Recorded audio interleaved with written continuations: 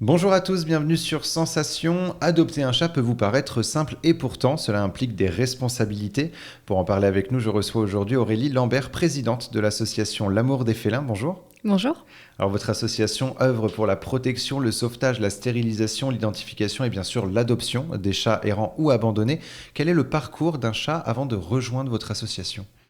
Alors, comme tous les chats qui sont au sein de notre association, ce sont des animaux abandonnés, donc pour la plupart recueillis de la rue, parfois de fourrière également, avec qui on fonctionne. Donc que des petits êtres sans domicile fixe, on va dire. Alors vous marchez qu'avec des bénévoles, hein, ce ne sont que des bénévoles qui sont au sein de l'association. Quelles sont leurs missions au quotidien ? Alors, on a plusieurs types de bénévoles. Donc, j'ai les principaux, c'est mes familles d'accueil. On en recherche constamment, puisque sans famille d'accueil, pas de sauvetage. On a également des trappeurs. Donc, ça, ce sont mes bénévoles qui vont sur des sites où il y a beaucoup de chats errants pour les stériliser et puis les remettre en tant que chats libres. On a également des bénévoles qui vont nous aider lors des collectes. On fait les week-ends. On a fait Poulain, là, dernièrement. Et on fait d'autres magasins dès qu'on peut être accueilli à titre gracieux, puisque malheureusement, on n'a pas les finances pour payer un stand. Et on a besoin, du coup, de collecteurs, parce que ça demande beaucoup de temps de pouvoir récolter les dons et tenir le stand de vente également. On a aussi des bénévoles qui vont nous faire de la publicité, donc créer des affiches, diffuser sur Facebook, diffuser sur d'autres systèmes de sites internet ou autres. Donc on a besoin de personnes comme ça et on recherche toutes sortes de bénévoles à tout bout de champ, tout au long de l'année. Alors justement, est-ce que les citoyens peuvent vous faire des dons pour vous aider, notamment par exemple pour vous aider dans les campagnes de stérilisation et d'identification des chats? En gros, à quoi servent les dons des citoyens? Alors en don, on recherche principalement effectivement de la nourriture et de la litière qui vont nous servir pour toutes les quarantaines, que ce soit les chats qu'on va mettre en adoption ou les chats qu'on va relâcher sur site. Les litières, c'est un de nos principaux postes de consommation.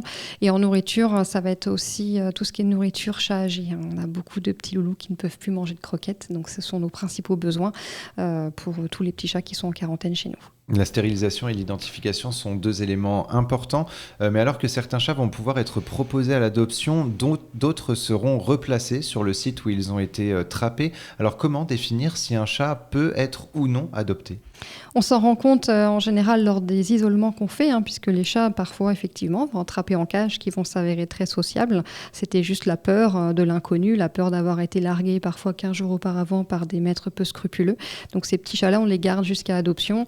Et d'autres, au début, on se dit, il s'approche, je peux presque le toucher. Au final, on y va en cage de trappe et une fois en box, ça devient des vraies petites furies. Et le vétérinaire nous confirme que pour l'endormir, pour la stérilisation, c'est compliqué. Et ça se confirme lors de la quarantaine, donc on les relâche sur site. Ils font leur petite vie tranquille. Les enfermer, ce serait inhumain.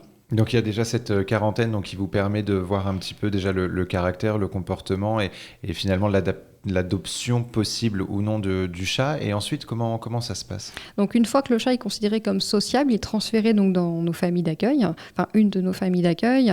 Et là, il va apprendre à vivre la vie de maison. Donc la famille peut avoir des enfants en bas âge, peut avoir des chiens, des chats. La plupart de nos chats sont ce qu'on appelle en vie d'appartement pour permettre une adoption sur toute l'agglomération rouennaise éventuellement. Certains demanderont à sortir et ça, c'est spécifié dans les fiches.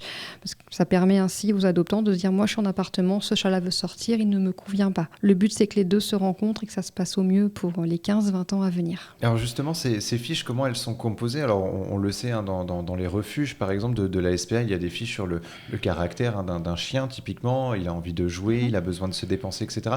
Vous aussi, vous arrivez justement à faire le caractère et le comportement du chat, s'il a envie de jouer, s'il a besoin de sortir, s'il aime les enfants, s'il aime les chiens, etc. Oui, tout à fait, on le spécifie. Et ça, c'est la famille d'accueil. C'est son rôle, en fait, de nous définir l'animal au fur et à mesure. Effectivement, entre une fiche créée 15 jours après l'arrivée du chat et une fiche mise à jour au bout d'un mois, il y aura des petites différences. On va avoir des fois un petit chat qui va être taquin, qui va être un petit peu voleur de nourriture au passage, qui va vouloir jouer, qui va aller vers les enfants, qui va avoir peur de l'aspirateur. Tout ça, on va le spécifier pour aller au mieux vers une adoption future. Et parfois, un chat abandonné, donc qui appartenait à quelqu'un sans être identifié, est replacé sur site. Est-ce que l'abandon d'un chat amène donc peut-être une indépendance de l'animal irréfutable, ou est-ce que c'est justement cette grande méfiance envers l'humain qui empêche l'animal de se réattacher à quelqu'un ? Il peut y avoir les deux cas. Il y a des animaux qui vont effectivement rester traumatisés par leur abandon et ne vont plus vouloir faire confiance à aucun humain. Et certains qui finalement se disent j'ai pas eu de chance, mais là ça semble pas trop mal et pendant la quarantaine reprend confiance en l'humain petit à petit. Donc pour cela effectivement il peut y avoir ce qu'on appelle de la socialisation à refaire, hein, un petit peu reprendre confiance. Il y a des animaux on voit qu'ils ont peur d'un balai, on se pose pas la question de ce qu'ils ont vécu auparavant. Alors finalement, on dit que les chiens sont très fidèles, qu'ils s'attachent qu'à un maître ou qu'à une famille. Les chats aussi sont justement dans cette capacité d'aimer un maître, une famille et de vivre l'abandon aussi mal qu'un chien le vivrait. Tout à fait. Les gens pensent beaucoup que le chien est très maître et le chat non. C'est totalement faux. On a régulièrement, malheureusement, des chats qui se laissent aller. Souvent, les abandons de petits chats, de mamies décédées ou qui partent en maison de retraite, ce sont ceux qui vivent très très mal leur abandon. Ils se retrouvent avec d'autres animaux et pour eux, c'est une catastrophe à 15 ans de vivre d'un seul coup avec 2-3 chats.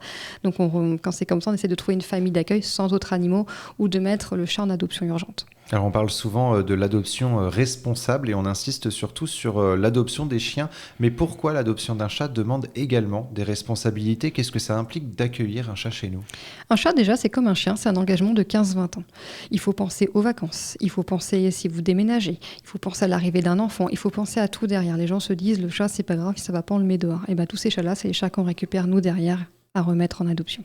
Alors justement, on a aussi cette idée d'un chat, on lui met une caisse, une litière, des croquettes, il fait sa vie. Non, le chat a besoin d'attention de la part de ses maîtres. Le chat a besoin d'attention, il a besoin de câlins. Même si les chats, là, contrairement aux chiens, peut rester la journée tout seul s'il a son bac à litière qui est propre, je précise. Beaucoup de gens ne le nettoient pas régulièrement et se disent mon chat n'est pas propre. Alors c'est faux.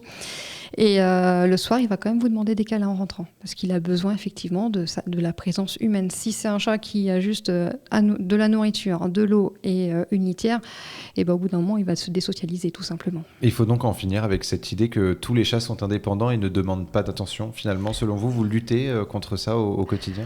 C'est effectivement un message à faire passer. C'est pas toujours facile de le faire comprendre. Alors justement, dans les différents refuges, quand une personne vient adopter, il y a aussi des questions qui sont posées aux adoptants. Est-ce que vous êtes dans cette démarche-là aussi de à la fois sensibiliser les adoptants, mais également de pourquoi pas refuser une adoption si vous ne sentez pas l'adoptant? Tout à fait. Alors déjà, quand les gens nous contactent par téléphone, on aime beaucoup le contact verbal par téléphone, on pose beaucoup de questions. Voir si déjà c'est une adoption qui va être responsable ou si c'est juste cadeau d'anniversaire dans 2 jours. Donc ça, c'est le gros point. Et ensuite, au moment de l'adoption, il y aura toujours la famille d'accueil de présente qui connaît bien l'animal. Donc c'est elle qui va parler au mieux aux adoptants et une personne responsable du bureau.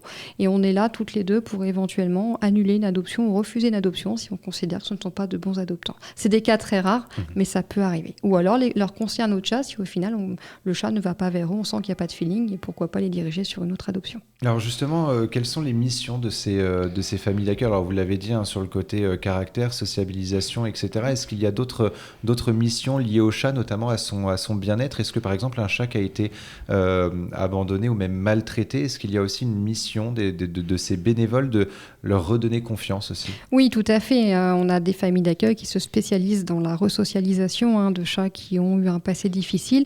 On a aussi des familles d'accueil qui ont besoin de faire plus d'allers-retours au vétérinaire parce que certains, on les rentre, on est obligé de les opérer, de les amputer une patte, mettre des broches. Donc ça demande effectivement un engagement sur du long terme et certaines personnes ne se rendent pas compte qu'être famille d'accueil, c'est un grand engagement. C'est pas juste pour quelques semaines, non. Il n'y a pas de date. Quand on prend un chat, c'est jusqu'à adoption. On va éviter de le rechanger de famille d'accueil, c'est pas le but. Le chat, il a déjà subi plein de traumatismes. Si au bout de 3 mois, on me dit il n'est pas adopté, j'en veux plus, c'est pas notre but. Et ça peut faire peur aussi justement d'adopter un chat en situation de handicap, par exemple une patte amputée, etc. Malgré tout, un chat en situation donc qui lui manque une patte, typiquement, ça ne veut pas dire qu'il y aura plus de responsabilité, c'est juste qu'il faudra juste faire un peu plus attention à lui. Alors c'est plutôt sur les chats avec des pathologies chroniques où là effectivement les adoptants doivent être encore plus sensibilisés, quoique même en adoptant un chat qui à la base n'a aucun souci, on n'est pas dans le chat, on n'est pas à l'abri que 3-4 ans plus tard il ne développe pas une insuffisance rénale. Donc toute adoption effectivement doit être mûrement réfléchie parce que le coût financier peut aussi être important en cas de soucis vétérinaires derrière. En quelques mots, la sensibilisation des citoyens justement sur cette adoption responsable des chats, c'est quelque chose qui doit prendre un peu plus d'importance? C'est quelque chose effectivement qui doit s'améliorer au fil des années. Nous, on se rend compte que maintenant, le chat est considéré quand même comme un objet de consommation. On en prend un Et puis l'année d'après, on va changer, c'est pas grave. Oui, comme les chiens et comme les nouveaux animaux de compagnie, finalement, c'est une tare de la société qui continue. Rappelons que l'abandon d'un animal domestique est puni d'une amende pouvant aller jusqu'à 45 000 euros d'amende et 3 ans d'emprisonnement maximum. Merci beaucoup à Aurélie Lambert d'avoir été avec nous sur Sensation. Et pour revoir ou réécouter cette émission, rendez-vous sur notre site et notre application Radio Sensation.